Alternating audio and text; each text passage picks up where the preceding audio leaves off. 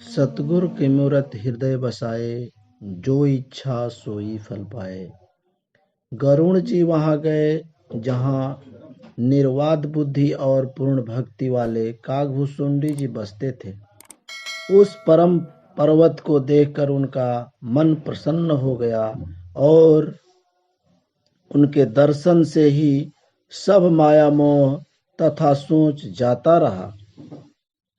तालाब में स्नान और जलपान करके वे प्रसन्न चित्त से वटवृक्ष के नीचे गए। वहां श्री राम जी के सुंदर चरित्र सुनने के लिए बूढ़े बूढ़े पक्षी आए हुए थे। कागभूषुंडी जी कथा आरंभ करना ही चाहते थे कि उसी समय पक्षीराज गरुड़ जी वहां जा पहुंचे। पक्षियों के राजा गरुड़ को आते देख कागभूषुंडी जी सहित सारा पक्षी समाज हर्षित हुआ। उन्होंने पक्षीराज गरुड़ का बहुत ही आदर सत्कार किया और स्वागत कुशल पूछकर बैठने के लिए सुंदर आसन दिया। फिर प्रेम सहित पूजा करके कागभूषुंडी जी मधुर वचन बोले। हे नाथ, हे पक्षीराज, आपके दर्शन से मैं कृतार्थ हो गया। आप जो आज्ञा दे मैं अब वही करूं। हे प्रभु, आप किस कार्य के लिए आए हैं? पक्षीराज गरुड़ जी ने कोमल वचन कहे। आप तो सदा ही कृतार्थ रूप हैं, जिनकी बड़ाई स्वयं महादेव जी ने आदर पूर्वक अपने श्री मुख से की है। हे तात सुनिए, मैं जिस कारण से आया है वह सब कार्य तो यहाँ आते ही पूरा हो गया। फिर आपके दर्शन भी प्राप्त हो गए।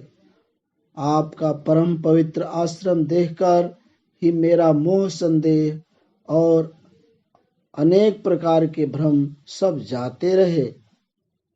अब हे तात, आप मुझे श्री राम जी की अत्यंत पवित्र करने वाली, सदा सुख देने वाली और दुख समूहों का नाश करने वाली कथा आदर सहित सुनाइए।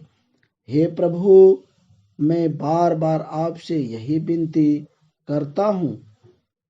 गरुड़ जी के विनम्र, सरल, सुंदर, प्रेम युक्त, सुप्रद और अत्यंत पवित्र वाणी सुनते ही कागभूषुंडी जी के मन में परम उत्साह हुआ और वे श्री रघुनाथ जी के गुणों की कथा कहने लगे। हे भवानी, पहले तो उन्होंने बड़े ही प्रेम से रामचरितमानस सरोवर का रूपक समझा कर कहा, फिर नारद जी का अपार मोह और फिर रावण का अवतार कहा, फिर प्रभु के अवतार की कथा वर्णन की। तदंतर मन लगाकर श्री राम जी की बाल लीलाएं कही। मन में परम उत्साह भरकर अनेकों प्रकार की बाल लीलाएं कहकर फिर ऋषि विश्वामित्र जी का अयोध्या आना और श्री रघुनाथ जी का विवाह का वर्णन किया।